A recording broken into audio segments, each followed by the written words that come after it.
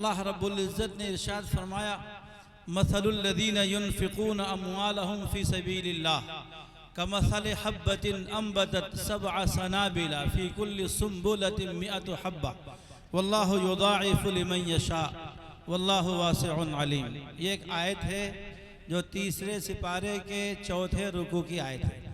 اللہ تعالیٰ نے اس آیت میں ارشاد فرمایا ہے کہ ان لوگوں کی مثال جو اللہ کے راستے میں اپنا مال خرچ کرتے ہیں ایسی ہے کمثل حبۃ، جیسے ایک دانہ ہو۔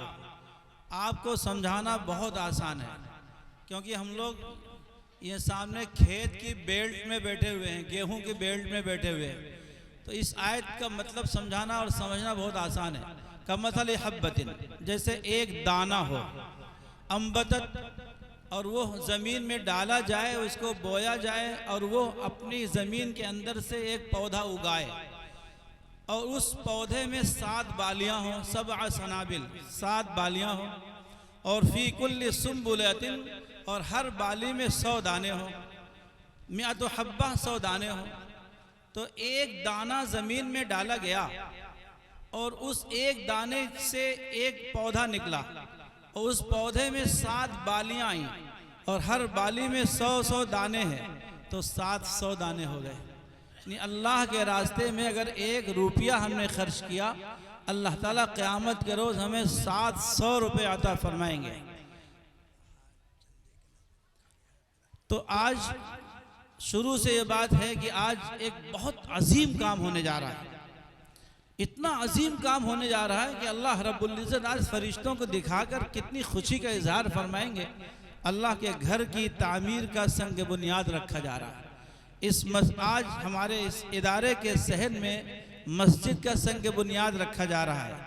مسجد کبھی ختم نہیں ہوتی، ایک بار بن جانے کے بعد مسجد کبھی قیامت تک ختم نہیں ہوگی، اور اللہ تعالیٰ قیامت کے روز اس حصے کو اٹھا لیں گے۔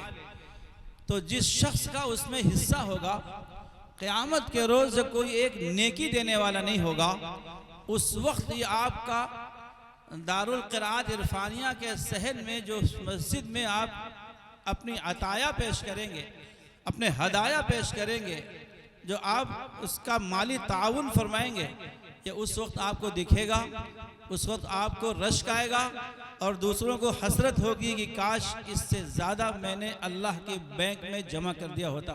وہ سامنے اسٹال لگا ہوا ہے، اللہ جس کو سعادت نصیب فرمائے وہ وہاں پر جا کر آج کی اس مسجد کے سنگ بنیاد کے لیے اپنی جیب خاص سے چندہ عنایت فرما دے۔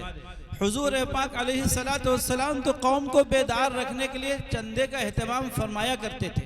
مختلف مواقع پر آپ چندہ اپنے قوم سے لیا کرتے تھے، حضرات صحابہ سے چندہ کیا کرتے تھے۔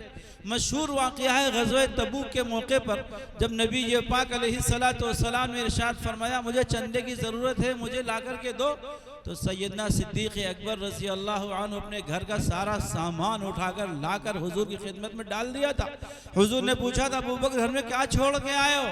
فرمایا تھا یا رسول اللہ گھر میں اللہ کو، اللہ کے رسول کو چھوڑ کے آیا ہوں، باقی سب کچھ لے آیا ہوں۔